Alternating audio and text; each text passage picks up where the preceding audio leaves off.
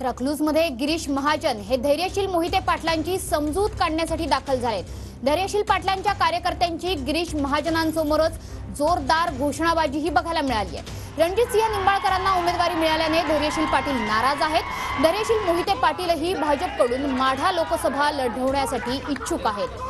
त्यामुळे आता संकटमोचक अशी ओळख असणारे गिरीश महाजन हे धैर्यशील पाटील यांची समजूत काढण्यासाठी दाखल झालेले आहेत। मात्र धैर्यशील पाटलांच्या कार्यकर्त्यांची समर्थकांची जोरदार घोषणाबाजी गिरीश महाजनांसमोरच बघायला मिळते आहे। माढा लोकसभा लढण्यासाठी आता धैर्यशील पाटीलही इच्छुक आहेत। या संदर्भात अधिक माहिती देण्यासाठी आपले प्रतिनिधी रवी लवेकर आपल्या सोबत आहे। रवी, काय माहोल आहे तिकडचा? गिरीश महाजन आता पोहोचलेले आहेत, साधारण कधी त्यांचा संवाद सुरू होईल? बरोबर आहे, सकाळपासूनच शिवरत्न बंगल्यावरती खरं तर राजकीय घडामोडींना वेग आलेला आपल्याला पाहायला मिळतोय।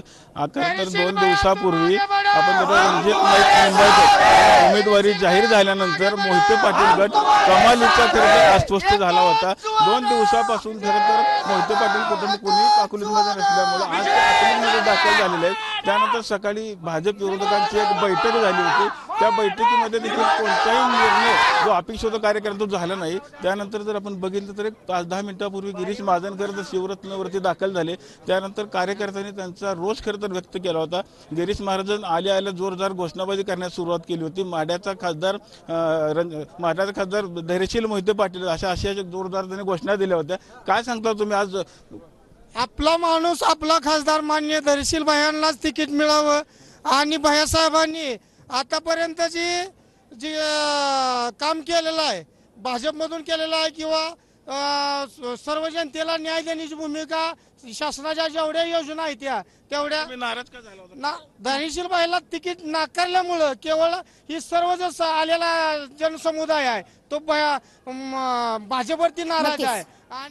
रवी, आपण जाणून घेतोय कार्यकर्त्यांच्या समर्थकांच्या भावना तीव्र आहेत, त्याच्यामुळे गिरीश महाजन यांच्या भेटीकडे आपलं लक्ष राहील। धन्यवाद या सविस्तर माहितीबद्दल।